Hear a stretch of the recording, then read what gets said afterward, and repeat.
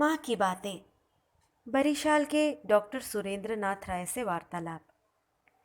एक रविवार को श्री श्री माँ के दर्शन की प्रबल आकांक्षा से दोपहर 2:30 बजे कलकत्ता के वासस्थान से रवाना होकर पसीने से लथपथ हो उद्बोधन ऑफिस पहुंचा।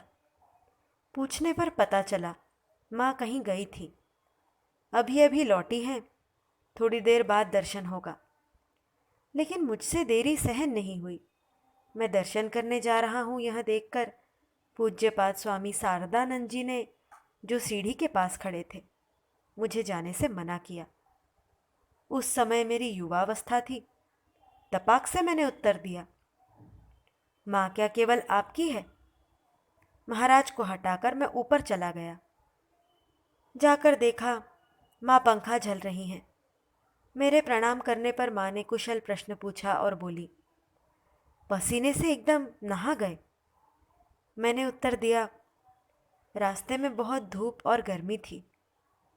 मैंने माँ से पंखा लिया और उन्हें हवा करने लगा।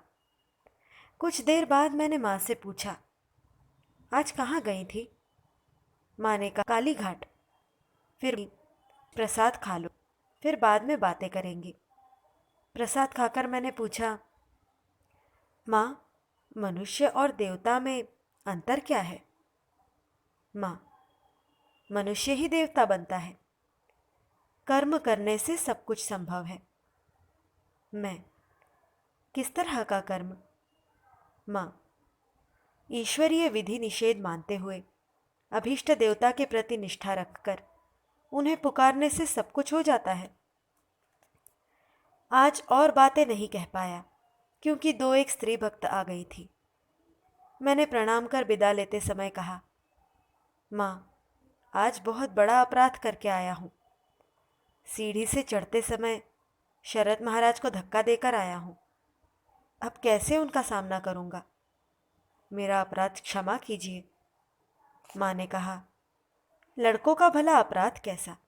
मेरे लड़के ऐसे नहीं हैं जो दोष देखेंगे। तुम इसके लिए चिंता मत करो। उतरते ही महाराज से सामना हुआ। मैंने उन्हें प्रणाम कर क्षमा मांगी। वे मेरे सिर पर हाथ फेरकर बोले, इसी तरह की व्याकुलता चाहिए। और उन्होंने मुझे गले से लगा लिया। फिर कहा, अब से तुम्हें कोई किसी तरह की बाधा नहीं देगा।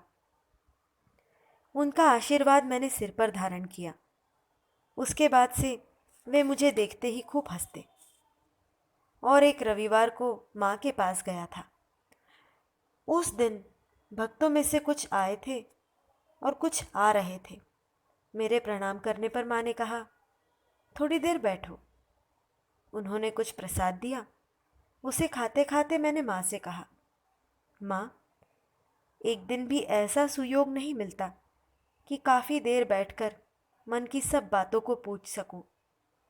माँ, मुझे तो सभी बच्चों की बातें सुननी पड़ती हैं, फिर भी दो एक बातें पूछ लो, मैं उत्तर देती हूँ। मैं, माँ, जो अत्यंत गरीब हैं, काशी या अन्य तीर्थों में नहीं जा पाते हैं, उन्हें वैसा ही तीर्थफल कैसे मिलेगा? माँ, क्यों? वे दक्षिणेश्वर या बेलूड़ मठ में जाने से वही फल प्राप्त करेंगे यदि उस प्रकार का विश्वास हो तो। जिसके लिए काशी जाया जाता है वे दक्षिणेश्वर में और बेलूड़ मठ में हैं। मैं, माँ, हम लोगों के लिए क्या उपाय है? माँ, तुम लोगों को भय किस बात का है? जिन्होंने ठाकुर की कृपा पाई है अथवा किसी प्रकार उनके संस्पर्श में आए हैं, उनके लिए ठाकुर ही सब करेंगे। इसके बाद ही मैंने प्रणाम कर विदा ली। अन्य दो एक दिन की सामान्य बातचीत का विवरण यहाँ दे रहा हूँ। मैं, माँ, हम लोगों को जब ध्यान किस पद्धति से करना होगा? माँ, चाहे जिस भाव से और जैसी इच्छा से हो, ठाकुर पर थोड़ा मन रख कर करोगे, उससे ही सब पाओगे। तुम्हें चिंता किस बात की है? मैं, माँ, चिंता नहीं है, फिर भी आपके श्रीमुख से आदेश पाने के लिए पूछ रहा हूँ। माँ, तुम लोगों के लिए सभी ही तो है, ठाकुर हैं और मुझे तो देख ही पा रहे हो। मैं, माँ, स्वामी जी को और ठाकुर को देखने का सौभाग्य नहीं हुआ। माँ, भक्ति से पुकारो, सभी को पाओगे। मैं कहती हूँ तुम लोग धन्य हो जो ऐसे समय जन्म लिए हो। उनकी लीला का खेल देखने का यही समय है। श्रद्धा और भक्ति के नेत्रों से देखने से सब कुछ सहज है।